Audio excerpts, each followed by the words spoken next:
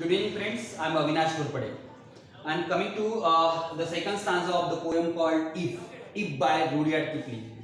If ये जो poem है जो Rudyard Kipling is the same person who wrote the book Jungle Book, Mowgli, जंगल जंगल फूल खिला, राइट? तो वो यही है Rudyard Kipling और इन्हीं की ये poem है. हम second stanza देख रहे हैं. अब जो मैं बताने जा रहा हूँ शायद मतलब ये पोएम का मतलब बताने जा रहा हूँ तो आपको बहुत बार लगेगा कि हम कोई एक मोटिवेशनल चीज़ों में मतलब चीज़ सुन रहे हैं, लाइफ के बारे में हम बहुत अच्छी चीज़ सुन रहे हैं कि लाइफ को किस तरह से डील किया जाए, टैकल किया जाए, फेस किया जाए. हम पढ़ने वाले इस पोएम से. मैं स्टार्ट कर लेता हूँ. ये पोएम पूरी की पूरी पोएम ये कॉम्प्लेक्स सेंटेंस में लिखी हुई है.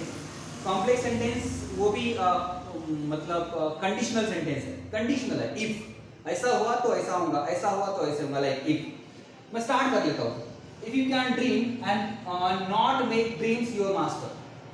अगर आप सपने देखते हो इट्स ओके, अच्छी बात है सपने देखना, but not make dreams your master. लेकिन ड्रीम को आप अपना मास्टर नहीं बनने देते, मतलब ड्रीम को आप अपने पे हेवी नहीं होने देते, तो definitely one day you will be.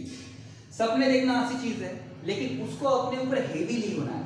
तो यहाँ मास्टर नहीं हो देना मतलब क्या है? ड्रीम जो देख रहे हैं आप वो ऐसे देखिए जो रियलिस्टिक है, विच कैन बी अचीव्ड.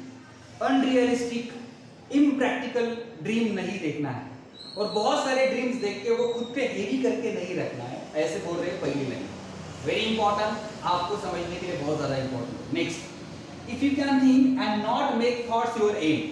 अगर आप सोचते हो इट्स ओके, अच्छी बात है सोचना, लेकिन आप ऐसे सोचते हो जो सोच आपकी थॉट बन जाती है. थॉट, लोग अपने थॉट्स के ऊपर अपनी लाइफ जीते हैं, लेकिन वो थॉट्स अगर फ्लेक्सिबल ना हो तो आप लाइफ नहीं जी पाएंगे.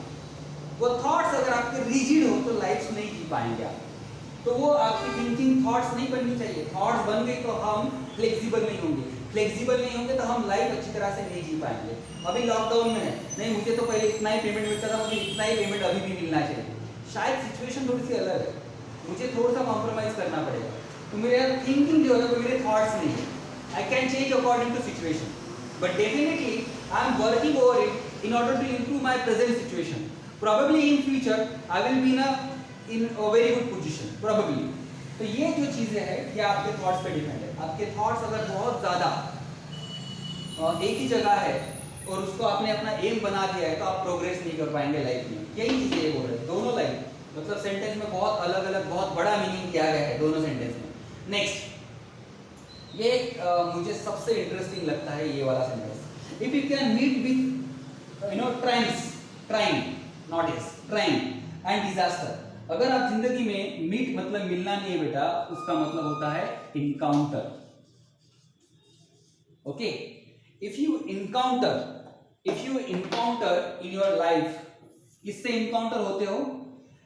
ट्राइम से. ट्राइम का मतलब होता है विक्ट्री. यहाँ विक्ट्री नहीं आती, यहाँ इसका मतलब होता है सक्सेस. अगर आप अपने लाइफ में कभी सक्सेस होते हो. या डिजास्टर का मतलब होता है कैलेमिटी. कैलेमिटी का मतलब होता है संकट, लेकिन यहाँ कैलेमिटी का मतलब बना हुआ या बताया है इन्होंने फेल्यूर. क्या बताया यहाँ? फेल्यूर. आप अपने लाइफ में कभी सक्सेस होते हो, कभी फेल्यूर होते हो. And treat those two impostors. दोनों ही को आपको इम्पोस्टर की तरह ट्रीट करना है. इम्पोस्टर का मतलब होता है चीटर. वो दोनों ही चीटर है, वो दोनों ही आपके साथ नहीं रहेंगे. ना सक्सेस रहेगा ट्रायम्फ, ना ही डिजास्टर रहेगा मतलब फेल्यूर. ना सक्सेस रहेगा ना फेल्यूर रहेगा, आपके साथ आप खुद ही रहोगे हमेशा. तो बहुत बार जिंदगी में सक्सेसफुल हुए आप तो दिखाना नहीं किसी को, और फेल्यूर हुए तो टूट के नहीं जाना है. यही बात ही है, क्योंकि दोनों चीजें इम्पोस्टर है, they can not be with you forever. तो treat them just the same. दोनों को सेम ट्रीट करना है, दोनों को इक्वली ट्रीट करना है. ऐसे ही बोल रहे हैं. कितना बड़ा मैसेज दिया है लाइफ का. बहुत बार हम जीतने के बाद या सक्सेसफुल होने के बाद हम अपने लोग को भूल जाते हैं. बुरी चीज. बहुत बार हम फेल्यूर होने के बाद कुछ करते ही नहीं लाइफ में, हम वही रहते हैं. हम थक जाते हैं, हम खुद डिप्रेस हो जाते हैं, हम आगे बढ़ने की कोशिश नहीं करते. बुरी बात. तो दोनों ही चीजें इम्पोस्टर है, चीटर है, वो आपके साथ नहीं रहने वाली है, वो खत्म होने वाली है. सक्सेस के बाद हमेशा फेल्यूर आता है, फेल्यूर के बाद हमेशा सक्सेस आता है. इट्स अ चेन, वो चलती रहती है आगे. इफ यू कैन बेयर का मतलब है टॉलरेट. टॉलरेट का मतलब सहन करना. सहन करने का मतलब होता है इंड्योर. ये इंग्लिश के बहुत सारे वर्ड है. सहन करने. If you can bear to hear, वो चीजें आप सहन कर सकते हो, वो सुनना, आपको क्या सुनना, द ट्रूथ, वो ट्रूथ, कौन सा ट्रूथ, यू हैव स्पोकन, जो आपने बोला है, जो आपने बोला है वो ट्रूथ अगर आप सहन कर सकते हो, लेकिन कौन सा truth, twisted by knaves, knaves का मतलब होता है ट्रिकी पर्सन, ट्रिकी पर्सन का मतलब जो किसी को धोखा देने में एक्सपर्ट है, धोखेबाज, नेव्स का मतलब है धोखेबाज, धोखेबाज पर्सन ने आपका बोला हुआ जो ट्रूथ है उसको ट्विस्ट करके कुछ अलग ही बना लिया और वही लोगों को बता रहा है। मतलब आपने तो कुछ अच्छा कहा था, उसने अच्छा को बुरा कर दिया, बुरी चीजें और लोगों को बता रहा है, लेकिन वो चीज भी जब आपके पास आती है तो वो सुनने में भी, वो सुनने की भी आप में हिम्मत है, तो definitely you are a very good person and you can live your life you know very good successfully. बात तो वही बता रहे हैं, बहुत बार ऐसा नहीं बोलते, लेकिन उसको ट्विस्ट करके कुछ नेव्स पीपल उसको ट्विस्ट करके झूठ बना देते हैं और फिर हमें वो बात पता चलती है, हमारी रिएक्शन क्या होती है, उस वक्त हम उसको मार देंगे शायद, या फिर हम उसको कुछ बोल देंगे, लेकिन वो करना नहीं है।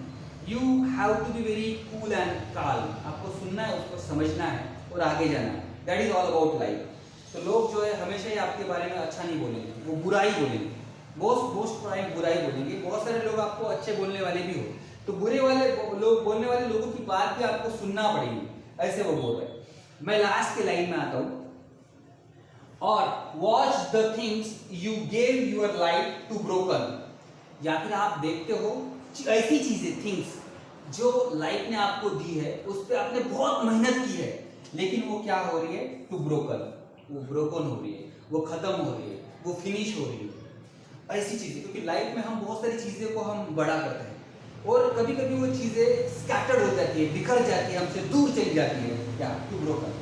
तो क्या करना है, एंड स्टूप, स्टूप मतलब नीचे गिर रही है वो, एंड स्टूप मतलब बेंड, स्टूप, एंड फिर आपको क्या करना है, इसको ऐसा भी हुआ कि जिस पे आपने बहुत मेहनत की है, बहुत बड़ी हुई वो चीज़ें, आपकी कोई भी चीज़ें हो, आपका ड्रीम प्रोजेक्ट हो, आपकी फैमिली हो, आपकी रिलेशनशिप हो, कुछ भी चीज़ हो, उसके बाद ब्रेकअप या कुछ ब्रोकन हुआ हो, तो आपको क्या करना है, and build him up with a warm out tools.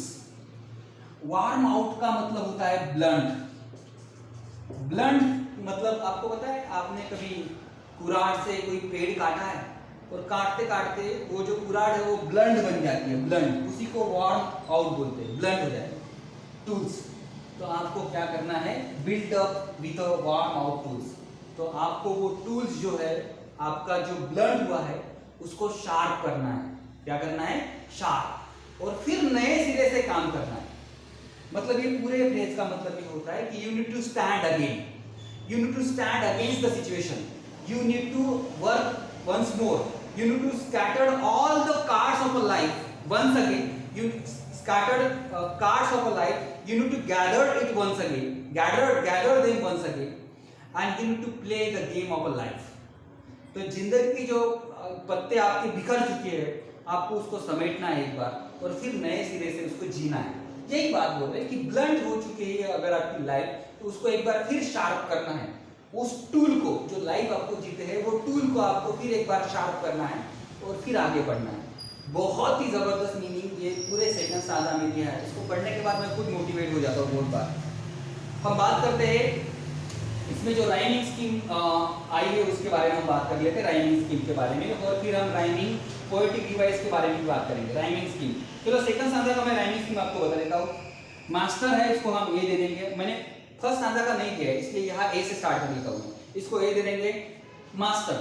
उसके बाद आता है लाइन थॉट्स, मास्टर और थॉट्स मुझे अलग अलग लग रहे हैं तो मैं इसको दे देता हूँ बी, ये और ये बी, नॉट थॉट्स एक्चुअली, ये यहाँ एम है, master and aim, if I am not wrong, yes master aim, इसको मैं बी देता हूँ। देन डिजास्टर, मास्टर और डिजास्टर मुझे सेम लगते हैं इसलिए मैं यहाँ ए दे रहा हूँ।